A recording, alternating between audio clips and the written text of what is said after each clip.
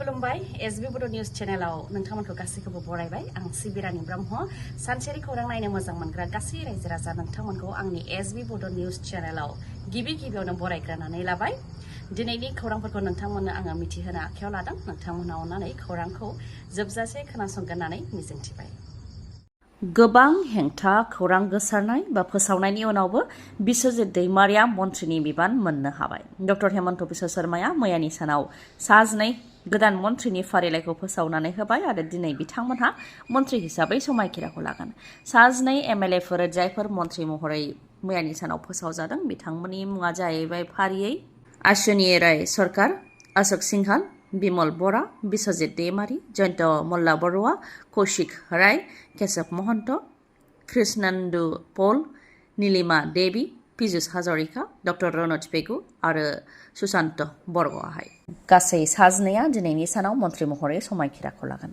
Social मिडियाफोराव आरो खौरां बिजोंफोराव गोबां हेंथा खौरां ओंखारनायनि उनावबो मन्थ्रिनि बिबान होनायखौ लानानै बिश्वजित दैमारिया आसामनि गिबि मन्थ्रि डक्टर हेमन्त बिश्व शर्माजों लोगोसे प्राइम मिनिस्टार नरेन्द्र मोदी बिजेपिनि आफादगिरि बिथांमोननिसिम साबायखरखौ बावो खौरां बिजोङाव आरो समाज बिजोङाव आंनि हेंथा जेरैबायदि नंखाय फोसावदोंमोन बेजों आं थानो जायगा गैयै बायदि जादोंमोन होननानै बुंथियो बिश्वजित दैमारिया नाथाय बेनि गेजेरावबो डक्टर हेमन्त बिश्व शर्माया आंनि सायाव फोथायनानै आंनो मन्थ्रिनि बिबान होदों बेनि थाखाय साबायखर होननानैबो बुंथियो बिथाङा सिगांनि समाव जेरैबायदि खामानि मावदोंमोन बेबायदिनो खामानिखौ मावलांनो नाजागोन होननानैबो बुंथियो तामुलपुरनि एमएलए हिसाबै बियाबनि जेंना आरो खामानिनि सायाव खामानि मावनो बिबान दङ आरो केबिनेट मन्थ्रि हिसाबै रायजोनि बिबान दङ बेखौबो मावलांगोन होननानै रादायखौ होयो बिश्वजित दैमारिया थांनाय साननैसोआव रायजोनि दाब दाब जायगायाव गोबां अखा हानायजों लोगोसे बारहुंखा आरो सारअन्थाइ गावदों जेराव सारअन्थाइ गावनायजों गुबुन गुबुन जायगायाव गोबां सुबुंफ्रानो जिउबो खोमानो गोनां जादों थिग बेबायदिनो बर्मानि श्रीपुर देवरावबो सासे सुबुङा जिउ खोमानो गोनां जादों आबाद फोथाराव खामानि मावबाय थानाय समावनो सारअन्थाइ गावनायाव 40 बोसोर बैसोनि राजु रामसियारि मुंनि सासे सुबुङा जिउ खोमानो गोनां जादों बेनि अनगायैबो कलगसियानि आमगुरियावबो सानै लाइमोननि जिउ खहा मटर साइकेलजों फैबाय थानाय समावनो बिथांमोननि सायाव सारअन्थाइया गावदों जायजों जिउ खोमानो गोनां जादों आमगुरिनि थागिबि जाहांगीर आरो कलगसियानि थागिबि हाफिजुर रहमाना सानैखौबो हस्पिटालाव लांनाय जादोंमोन नाथाय लामा ससेयावनो जोबथाहां लायो बिथांमोना बेनि अनगायैबो सारअन्थाइ गावनायजों 3 आइजोफोराबो जोखोम जानो गोनां जादों गुबुन मोनसे ओनसोलावबो 6 सुबुंफोरा जोखोम जानो गोनां जादों गलगन्सआव जानो मोन्दों बे जाथाया फरायसाजों लोगोसे गासै 6 जोखोम जानो गोनां जादों फिथाइ सामथाइनि सायाव गोख्रों नोजोर लाखिदों फुड सेफ्टी हानजाया जायगा जायगा अपारेशन खालामदों बरपेटा रडनिफ्राय लानानै गुवाहाटीनि फेन्सि बाजाराव थानाय गुदाउनफोराव मोनफानि उनाव मोनफा अपारेशन खालामदों गुबुन रायजोनिफ्राय फैनाय थाइजौनिफ्राय लानानै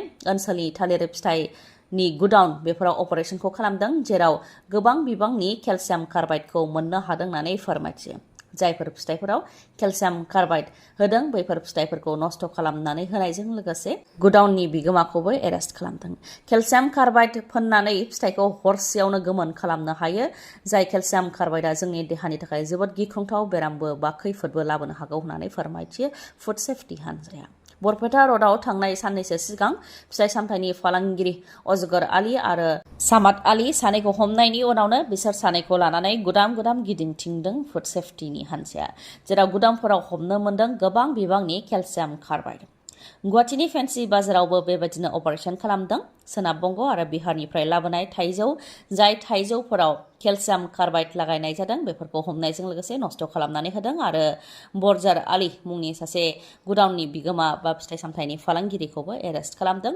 फुड सेफ्टी हानजाया गासै बुहुमावनो दिन्थिसारनो थाखाय बागुरुम्बा दोहौ मोसानायखौ लानाय जादोंमोन जाय थांखिजों बागुरुम्बा दोहौ बा बागुरुम्बा मोसानायखौ लानाय जादोंमोन बे थांखियाव आबुङैनो जाफुंसार जानो हादों फोरमायथिनो गोनांदि बागुरुम्बा मोसानाया बिबिसिनि 2026नि बयनिख्रुइबो गोसो बोनो हानाय साबसिन सावगारिफोरनि फारिलाइयाव जायगा आवग्रिनो हादों थांनाय 17 जानुवारि 2026 मायथाइयाव शिल्प दिवस सानाव गुवाहाटीनि सरसजाय स्टेडियामाव प्राइम मिनिस्टार नरेन्द्र मोदी बिथांनि नुजाथिनायाव 10,000निख्रुइबो बांसिन बागुरुम्बा मोसाखावरिफ्रा बागुरुम्बा दोहौ बा बागुरुम्बा मोसानानै दिन्थिफुंदोंमोन बे बागुरुम्बा मोसानाया बिबिसिनि 2026नि बयनिख्रुइबो गोसो बोनो हानाय मोनगु सावगारिफोरनि मादाव नैथि फारिलाइयाव जायगा आवग्रिनो हादों जाय जोंनि थाखाय गोग्गाथाव मुसलपुर ब्लक इउपिपिएलआ राकेश ब्रह्मनि हेंथा खुद्रिदों। मुसलपुराव बुथ कमिटिनिफ्राय लानानै प्राइमारि आरो ब्लक लेभेलनि बिबानाव थानाय गासैबो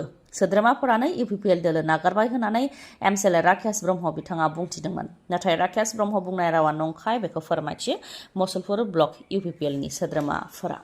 मुसलपुराव इउपिपिएलआ जोबाखै, दाबो बिबानगिरिफोर दं होननानै फोरमायथियो।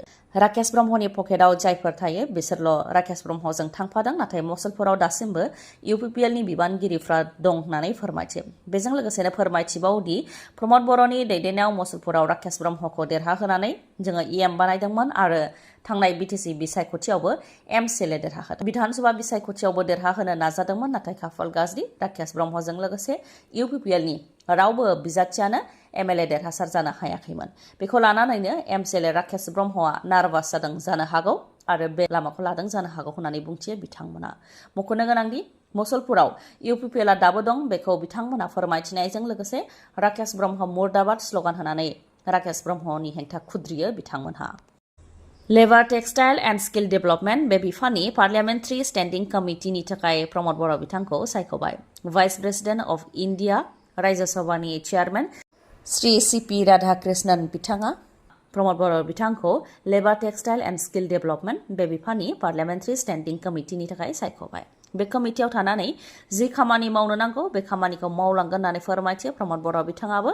वार्कार्सफोरनि welfare, skill development, employment generation आरो टेक्सटाइल सेक्टरनि जौगानायनि बेलायाव खामानिखौ मावलांगोन होननानै फोरमायथियो प्रमद बर'आ। जाखांबायना जाखांबाय ओमफ्राय दा माबायदि नुखो? सिगां मोजां नुदों, मोजां नुजोब्बायना? सिगांथ' नुवाखैमोन ना? नुवाखै आं इसेबो दासो। नों दा माबायदि मोनदों बेखौ खिन्थाबाय। मोजां सानसेयाव दाथ' नुजोब्बायना? सिगांथ' नुदोंना नुवाखैमोन ना? दानि नोंसिनि महरखौ नुवाखै दा नुबाय। मोननैबोथ' नुवामोन ना? नोंसिनि महरखौ दा नुजोब्बाय। दाथ' मोजां नुबायना? ओमफ्राय दा नोंथांनियावबो मेगननि जेंना जादों नामा? जुदि नोंथांनियाव मेगननि जेंना जादोंब्ला नोंथाङा बङाइगावआव थानाय आइ हस्पिटालाव थांनानै मेगनखौ आनजाद नायनो हागोन। गुबुन गुबुन मेगननि जेंनाखौ फाहामनो हानायनि राहा दङ बङाइगावनि आइ हस्पिटालाव। लोगोसेनो मेगनाव जालामा खोबनायखौ पेक' कम्पिउटार मेसिननि गेजेरजों अपारेशन खालामनो हानायनि राहा दङ। बेनि अनगायैबो गुबुन गुबुन जेंनाफोरखौ नायनो हागोन आरो फाहामथाय लानो हागोन बङाइगावनि आइ हस्पिटालनिफ्राय। बे हस्पिटालाव नोंथांमोनहा गुबुन गुबुन डक्टरफोरखौ मोननो हागोन, जेरै डक्टर आशराफुल आलम, डक्टर मेघाली शर्मा आरो डक्टर रुमि दास। बिथांमोनजों नोंथांमोनहा लोगो हमनानै गाव गावनि मेगननि जेंनाखौ फोरमायथिनो हागोन आरो आनजाद नायनो हागोन। थावनिया जाहैबाय लवार आसाम हस्पिटालनि उल्था दिगाव आरो बास स्टेन्डनि साखाथियाव। फोनांजाबनो थाखाय 6900949900 बे जानबुं नाम्बारावबो नोंथांमोनहा सुलाद लाहरनो हागोन। गोजोन्थों। खौरांखौ जोबजासे नायनायनि थाखाय आंनि गोसो गोरबोनिफ्राय रोजा रोजा खुलुमनायखौ जासिहरनाय थाबाय। गाबोननि समाव आरोबाव जों बेबायदिनो गोदान खौरांजों लोगोसे लोगो मोनफिनगोनखौ मिजिंथिबाय। गोजोन्थों।